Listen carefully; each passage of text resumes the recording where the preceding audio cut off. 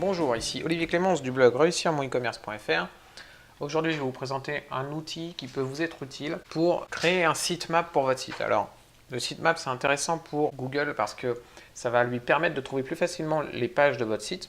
Donc, une fois que vous avez votre sitemap, en fait, il va falloir l'envoyer à Google et vous allez pouvoir faire ça via Google Search Console. Ça, c'est pas le sujet de la vidéo, donc je vous laisserai voir comment faire ça. Par contre, l'intérêt de cet outil-là, c'est qu'en fait, si vous utilisez un site que vous avez fait maison, par exemple, ou qui ne permet pas de créer automatiquement un sitemap, en fait, vous allez être un peu coincé parce que justement, vous n'allez pas pouvoir proposer de sitemap à Google et c'est un peu dommage pour le référencement. L'intérêt de cet outil-là, c'est qu'il va vous générer automatiquement un sitemap et l'outil est entièrement gratuit. La seule restriction, c'est qu'il est limité à 500 pages. Donc évidemment, si vous avez plus de pages que ça, il va falloir prendre un outil payant. D'ailleurs, il propose une version qui est illimitée et c'est un logiciel que vous allez installer sur votre ordinateur et qui doit coûter dans les 19 €, si je ne dis pas de bêtises. En attendant, on va utiliser l'outil gratuit. Je vais vous montrer tout de suite comment ça fonctionne. C'est extrêmement simple.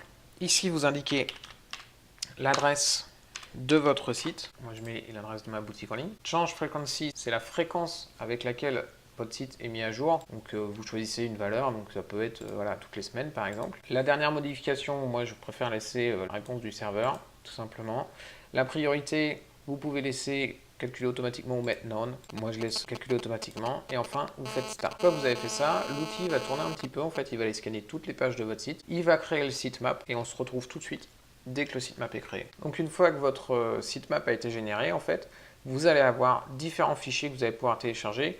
Le sitemap.xml, donc c'est celui que vous allez devoir mettre sur votre site et ensuite ajouter dans Google Search Console. Vous pouvez l'avoir au format GZ, ça peut fonctionner également aussi avec Search Console, au format HTML, au format texte, au format RAW, d'ailleurs tiens celui-là je l'utilise jamais, et au format tous les sitemaps en fichier zip, donc c'est les fichiers que vous avez là qui sont réunis, et vous pouvez même indiquer une adresse mail pour les recevoir. Et enfin, ici, vous avez l'aperçu du sitemap, à quoi il correspond si vous voulez faire un copier-coller. Et ici, il vous indique le nombre de pages qu'il a trouvé et qui se trouve dans votre sitemap. Voilà, c'est un outil très simple qui va très vite à utiliser et qui peut vous rendre service, comme je le disais, si jamais vous n'avez pas de solution pour créer automatiquement un sitemap.